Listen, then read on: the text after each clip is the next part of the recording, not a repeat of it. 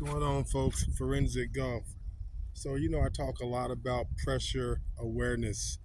It is extremely important, pressure awareness. But before we talk about it, really quick, do me a favor, hit that subscribe button, you know, hit that bell to be notified of videos, and start checking out what's already in the platform. There's tons of videos in there, almost 1,000 videos in the playlist, okay?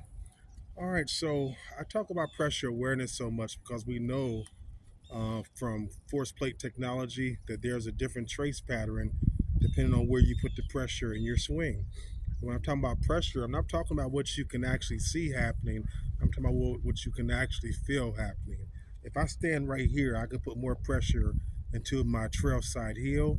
There go my trail side instep. Now it's on the balls of my feet. Okay, so that's what I'm talking about. How we move the pressure in the swing. So most of your high handicapper players are putting the pressure in the balls of their feet and it's forcing the shoulders to come around the top, okay? The classic over the top. We know right now that the most accurate iron players are the ones that have what we call our linear trace. They're putting the pressure right here in the instep and then they letting that trail side knee work in and they're getting that banking feeling. So the pressure's going at the top of the swing. The pressure is in their trail side instep and then it's going toward the target, right? It's going toward the target. And we also know that people that draw the ball a lot, they have a tendency to put the pressure back into the trail side heel on the inside of the heel. For people that block the shot a lot, a lot of times that block is because that pressure went on the outside heel. So, but a good way to start training this is I like to get my clients to get to 25 to 35 yards and train it, which is basic P2s right here.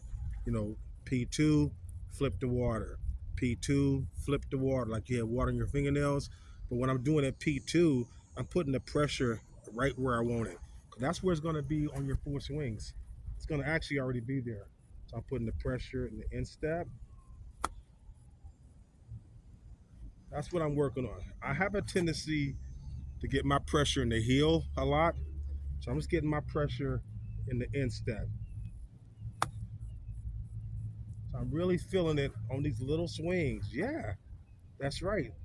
Everybody want to go out and hit these really, really big swings, but if you really want to start improving your golf swing, start hitting shots with 25, 30-yard shots.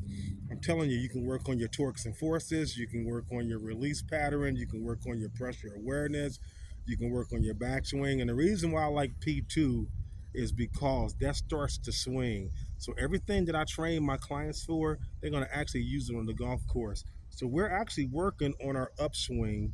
Some people call it the backswing, but we swinging the club up, right? So on our upswing, I'm working on that P2 position. I prefer a one piece takeaway, so I'm putting the pressure in the instep, a little bit of a toss. Beautiful balls. But what it's doing is training me to start having pressure awareness, pressure on my instep. That was really good.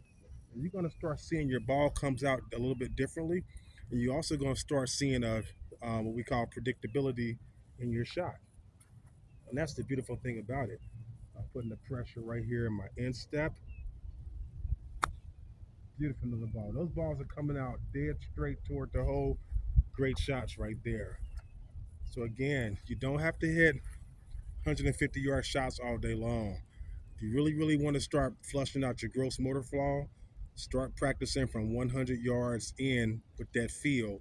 Once you get that new motion you're working on, then start stepping the swing out bigger. Take care, folks. Forensic Golf.